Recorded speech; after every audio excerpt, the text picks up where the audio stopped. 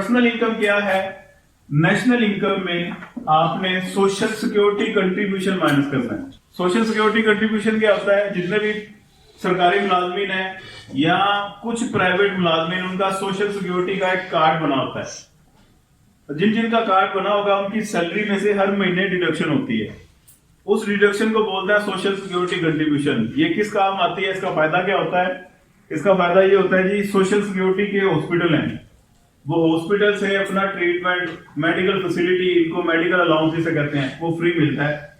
जितने भी जिसने वो कार्ड बनाया होगा उसके अजीजों का, जिसमें उसके पेरेंट्स हैं, उसकी वाइफ, वो खुद और उसके बच्चे, ये आते हैं उसकी फैमिली में, तो उसका वो इलाज वहां से फ्री ऑफ कॉस्ट करवा सकता है। जिसका सोशल सिक्योरिटी का कार्ड बना होगा, वो सरकारी मुलाजिम भी हो सकता है, प्राइवेट भी हो सकता है।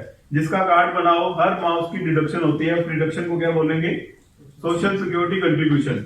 दूसरी चीज इसमें माइनस करनी है आपने, अनडिस्ट्रीब्यूटेड प्रॉफिट। अनडिस्ट्रीब्यूटेड प्रॉफिट है, बेशुमार ऐसी ऑर्गेनाइजेशन है, एनजीओ हैं, जो अपना प्रॉफिट 100% डिस्ट्रीब्यूट नहीं करते। एक पोर्शन अपने पास स्टोर कर लेते हैं, सेव कर लेते हैं।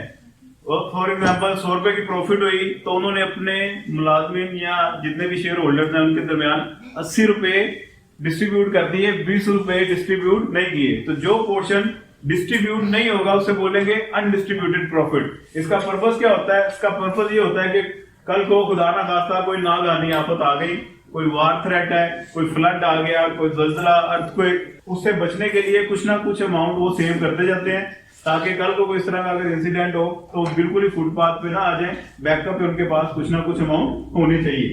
तो इस पर्पस के लिए जो प्रॉफिट का शेयर डिस्ट्रीब्यूट नहीं होगा उसे क्या बोलेंगे? Undistributed profit. दूसरे नंबर पे आपने अनडिस्ट्रीब्यूटेड प्रॉफिट माइनस करनी है। तीसरे नंबर पे आपने माइनस करने हैं कारपोरेट टैक्स। ये जितनी भी आपकी ज्वाइंट स्टॉक कंपनीज हैं, इनके ऊपर जो टैक्स लागू होता है, एक प्रॉफिट, एक लिमिट है, उस लिमिट से अगर एक्सीड करके प्रॉफिट, उस एक्सीडिंग प्रॉफिट पे आपने टैक्स देना है। उस टैक्स को बोलेंगे कारपोरेट टैक्स। क्लियर बात? Corporate tax. और लास्ट में आपने ऐड करनी है ट्रांसफर पेमेंट। ट्रांसफर पेमेंट क्या है? ध्यान से समझिए जरा। ट्रांसफर पेमेंट ऐसी अर्निंग जो आप मेहनत तो नहीं करते, आपको उसके बदले में लेकिन रिवार्ड दे दिया जाता है। For example pension transfer payment है, जो रिटायर हो जाते हैं मुलाजमीन। अनएम्प्लॉयमेंट अलाउंस दिया जाता है बाद साल लोगों को, वो ट्रांसफर पेमेंट है।